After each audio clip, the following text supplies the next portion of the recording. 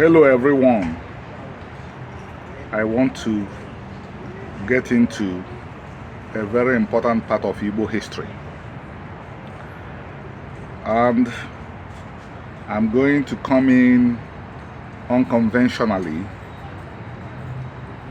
About 150 years ago, when Igbos began to appear in lands other than their own, after the British Empire had conquered Igbo land, invested it, and it became, in a lot of respects, unviable.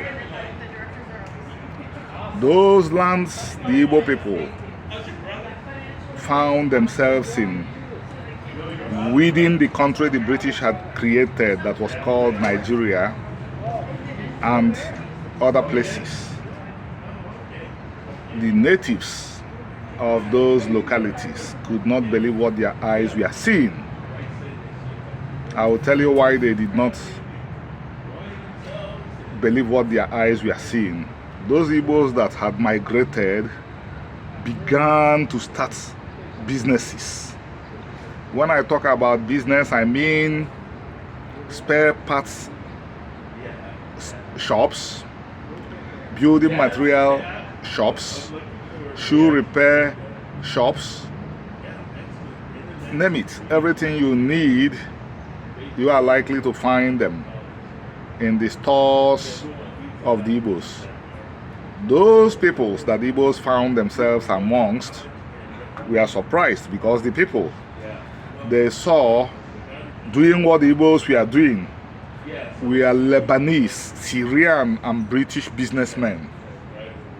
So they had already come to the conclusion that those things could only be done by government or white people. Remember, the Syrians, the Lebanese, the British were constructed as white, while the Igbo people were constructed as black. Note, prior to the British incursion, the Igbo people did not see themselves as black or white or green. All this that I mentioned are constructs anyway, but they are not the subject of this conversation.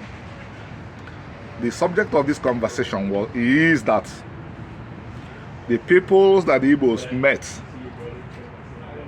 thought that these were strange people, because they were doing what they thought that only white people or government could do. And that was how it was for a very long time. I lived in Maiduguri, Jos, Okene, and Makurdi. I lived in these 4 Nigerian cities before I came to the US.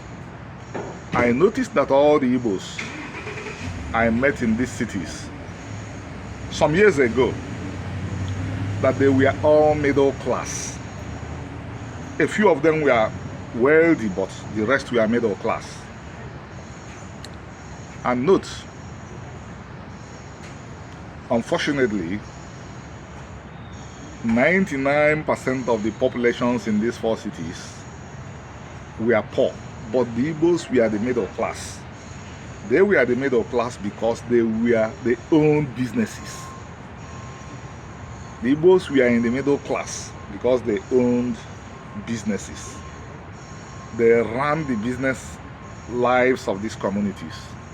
So because of that, they managed to be in the middle class.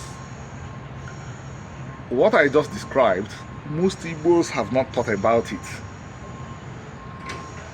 Most Igbos have not thought about it. And it is very tragic. Why it is tragic is that the Igbos have, as of today, largely forgotten that there was a time they largely managed their affairs. And because they are not aware of this, they basically think today that they cannot do anything to control, to manage their circumstances again. And that's what happens when a people have lost control of the narrative. When a people have lost control of the narratives, what they know about themselves are basically false, but that is what they believe. Because the Igbo people, I had this proverb most of the time from my mother, onye ọzọ na-enye ọzọ. The only two persons that can love you probably more than they love themselves are your own parents. So when a strange people, when aliens, when foreigners tell your story, what are they likely to tell? They are not likely to tell the truth about you. So you would not even know who you are, what you did. The Igbos did not know or do not know what I just related, and because they don't know this, they don't know that they can change everything again. They still have the power to change a lot of things vis-a-vis themselves.